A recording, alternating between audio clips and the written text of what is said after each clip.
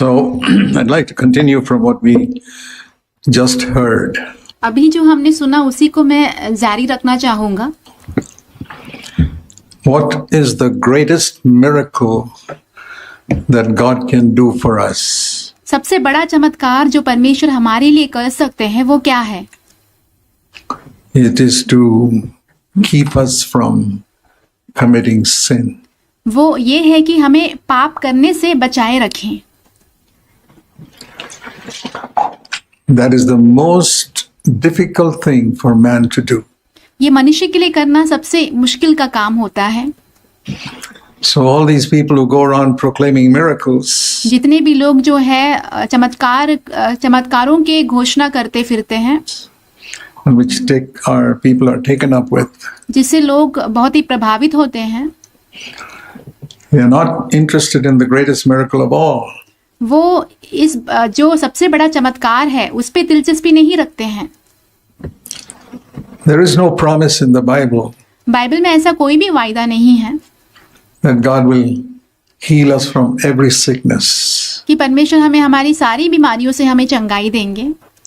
And there's no human being who's ever experienced healing from every sickness. We should not fool people about that. और ऐसा कोई भी मनुष्य नहीं है जिसने ये अनुभव किया हो कि उसकी सारी बीमारियां जो है चंगी हो चुकी हो। तो हमें इस बात को लेकर लोगों को मूर्ख नहीं बनाना चाहिए। But there is a promise पर एक वायदा दिया है that we can be saved from sin. कि हम पापों से बचाए जा सकते हैं।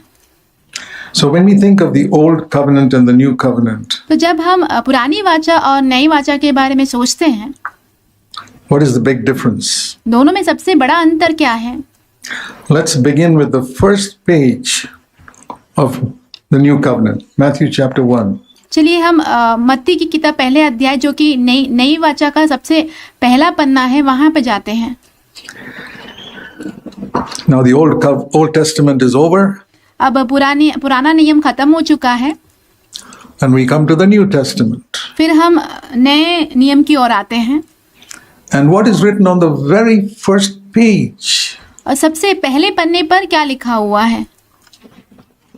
I never saw this मैंने ये कभी नहीं देखा। for 16 years of my Christian life. मेरे मसीही जीवन के 16 वर्षों तक। Even though I read it so many times, भले ही मैंने इसे बहुत बार पढ़ा है, I misread it. मैंने इसे गलत पढ़ा है। And when I show it to you, I think some of you who have not heard me before, you'll see you have misread it too. जब मैं आपको दिखाऊंगा तो आप में से कुछ लोग जिन्होंने मुझे अभी तक सुना नहीं है, उन्हें भी पता चलेगा कि आपने भी इसे गलत पढ़ा है। What is the first promise in the New Testament? The very first one. सबसे पहला वायदा जो कि नए नियम में दिया हुआ है वो क्या है? Matthew 1:21. मत्ती पहला अध्याय उसका 21वां वचन। You will call his name Jesus. तुम उसका नाम यीशु रखना। Why is he called Jesus? वो यीशु क्यों कहलाया गया? Because he will save his people from their sins. क्योंकि वह अपने लोगों को उनके पापों से उद्धार करेगा। Now there's a lot of difference between he will forgive their sins अब देखिए बहुत बड़ा अंतर है इस बातों में कि वो उनके पापों को क्षमा करेगा and he will save them from their sins. और वो उनको उनके पापों से बचाए रखेगा। Forgiveness is after you have fallen. क्षमा जो है आपके गिरने के बाद आपको दिया जाता है, Saving is before you have fallen. पर बचाया जाना जो है आपके गिरने से पहले ही किया जाता है। It's not after a person falls ये ऐसा नहीं होता है कि एक व्यक्ति के गिरने के बाद that he's saved. कि वो बचाया जा रहा हो, Then he's forgiven. तब तो उसका क्षमा किया जाता है। But he saved his people from their sins means he will save them from falling. जब वो अपने लोगों को उनके पापों से बचाए रखेगा, इसका मतलब ये है कि वो उनको गिरने से बचाएगा। But that has been misunderstood. पर इसे गलत समझा गया है। And the gospel generally preached today is that Jesus will save us from hell. और जो सुसमाचार साधारण रूप से आज प्रचार किया जाता है वो ये है कि प्रभु यीशु आपको नरक जाने से बचाएंगे। Now, just by the way, you read through the entire Bible, there's no verse which says Jesus will save us from hell. पर अगर आप बाइबल में पूरा बाइबल में कहीं भी पढ़ो, पूरा पढ़ लो, तो आपको ऐसा कोई वचन नहीं मिलेगा जहाँ पे ये कहा गया हो कि प्रभु यीशु आपको नरक जाने से बचाएंगे।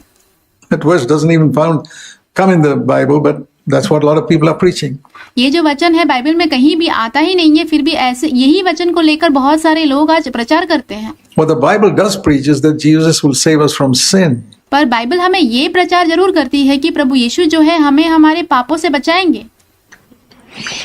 And most Christians are more interested in being saved from hell than being saved from sin. और अधिकतर मसीही इस बात पे दिलचस्पी रखते हैं कि वो नरक से बचाया जाए, इसके बजाय कि वो पाप से बचाया जाए। Now, going to hell is the consequence of sin. नरक में चले जाना जो है पाप का परिणाम होता है।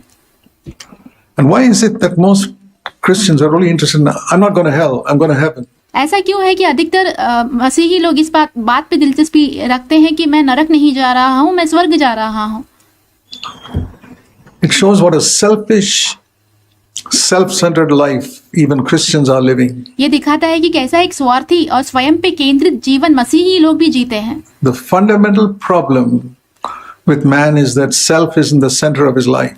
मनुष्य का बुनियादी समस्या ये है कि उसका स्वयं जो है उसकी जीवन का केंद्र बिंदु है।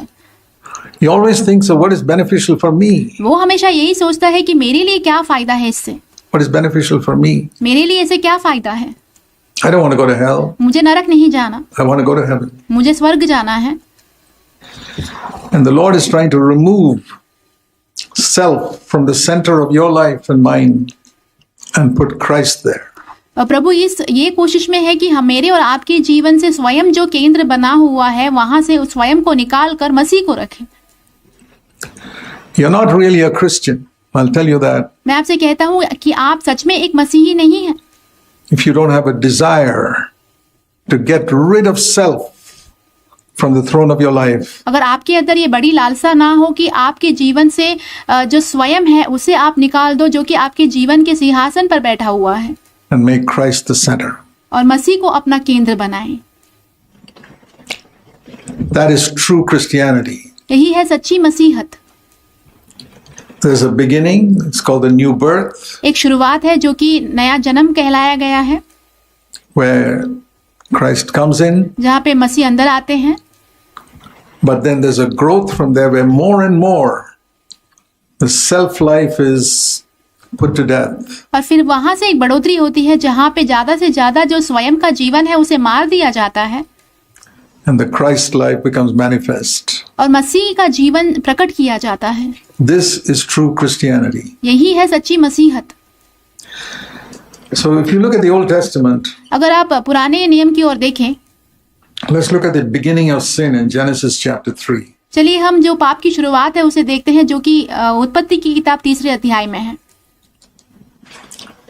There are a lot of things we can learn here. यहाँ पे बहुत सारी बातें हम सीख सकते हैं।